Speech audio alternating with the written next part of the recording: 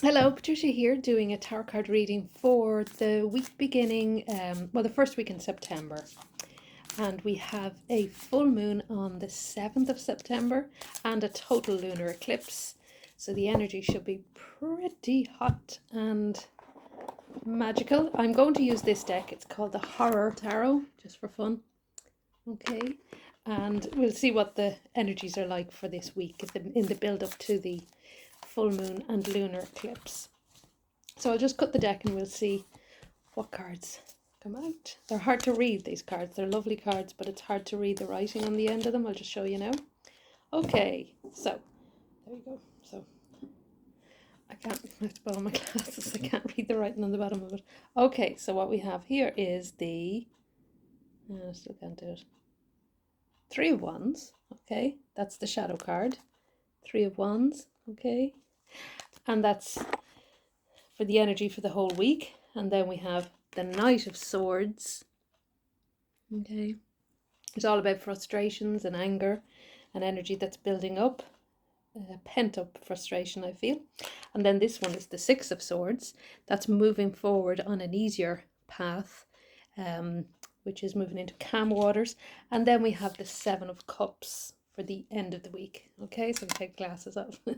So for the energies for the week, we have the Three of Wands, which is all about new beginnings, fresh starts, and creating a whole new outlook. Okay, three is about creation, wands are about movement and energy and a very active card. So you may be thinking of something new that you want to do, new path. What I'm picking up from this card is there is a very strong desire to do things differently in your life. So it's almost as if there's a huge change coming in with September and with the eclipse, and it's prompting you to start to do things and see things and feel things and live your life in a very different way.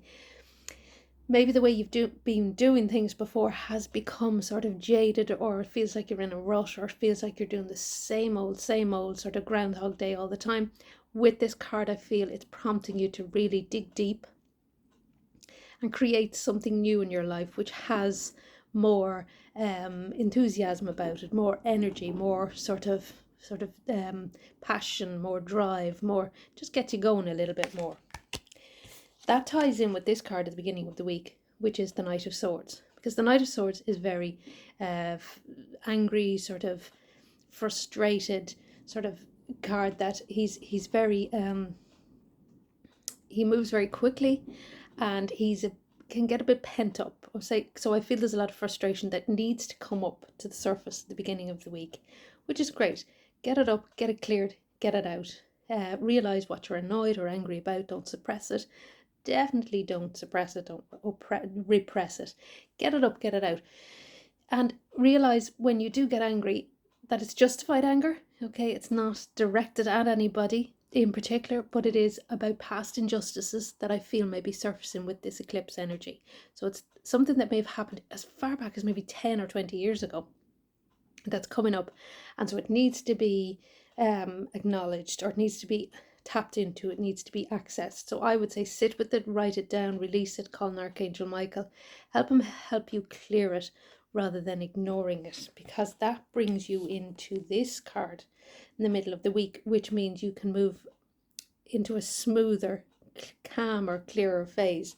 With the Six of Swords, it is about harmony, and it's about making peace with those past injustices or those past energies that have made you very angry or frustrated. So it's about coming into your power and realizing that they served a purpose and there was a reason for them, and there's a lot of insight to be gained from them, and there's a lot of understanding, and there's a lot of energy where you feel they happened for a reason. So if you ignore them, you waste a lot of that good stuff, that good information, the insight, the knowledge, learning about yourself and your journey and why you're here and what you're doing here. So that's very much, I feel, with this card.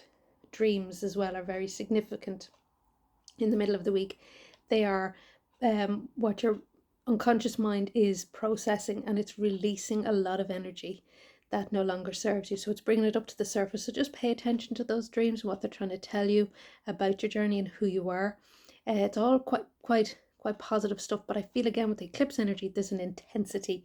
There's a sort of a vibe of, I need to get this sorted. I need to get this cleared. I have to move forward in a different sort of phase or different path. I can't keep repeating the same sort of processes or the same mistakes again. Now this is an interesting one with the Seven of Cups. For me, the Seven of Cups is one of these illusion cards. It's all about seven cups that are usually floating up in the air in a cloud, and they can disappear in an instant. So it's about dreams and illusions and ideas and energies and things you want to create, but they're fueled by the emotions and feelings. So really, they're not fueled by anything concrete or any sort of rooted sort of ideas that you can really put into practice. They're very vague, okay? Very ethereal, very sort of fleeting. They could just disappear in an instant. So I feel with this card at the end of the week, there is a lot of energy where you feel that you have a lot of ideas and you have a lot of feelings and emotions that you'd like to express, but they need to be grounded. They need to be put into practice.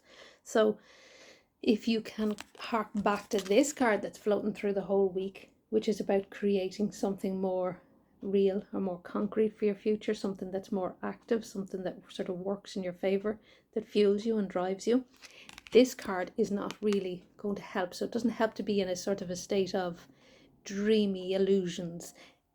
Get the ideas or get the desires or get whatever it is you want on paper so you can put it into concrete form and really realize it.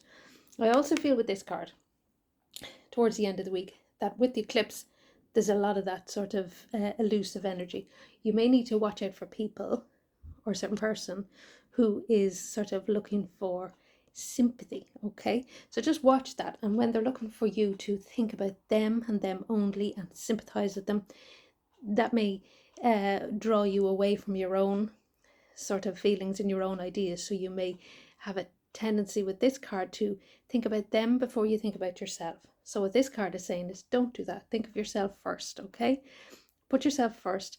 Empathy is something real and something really important, but sympathy is feeling sorry for somebody when you know they can change their lives, that they know they can make things happen, and you know that they don't want to change anything in their lives. So I would guard against that and step back, ground, and make sure you think of yourself first before you put somebody else's needs in front of your own. I think that's the message of that one towards the end of the week. So some interesting cards. Let those frustrations and those energies come up to the surface at the beginning of the week. Watch your dreams quite closely and realize that you'll be able to sail through. Okay, so you'll sail through the week easily enough with the eclipse energy, just as long as you sort of see it as energy that needs to come up towards the full moon, that needs to be cleared, needs to be realized, so that you can activate new beginnings and new changes in your life and create something new, concrete and lasting and more sort of energetic. Watch out for people who are looking for looking for you to feel sorry for them. No, you don't want to do that, because if you do that, you neglect your own needs. So just be careful you don't do that. Interesting cards, interesting week, and I wish you a magical week and a lovely full moon. Don't forget to like and subscribe, and you can find me again on the usual Facebook and Instagram and Twitter, and I will talk to you soon. Have a lovely week. Bye.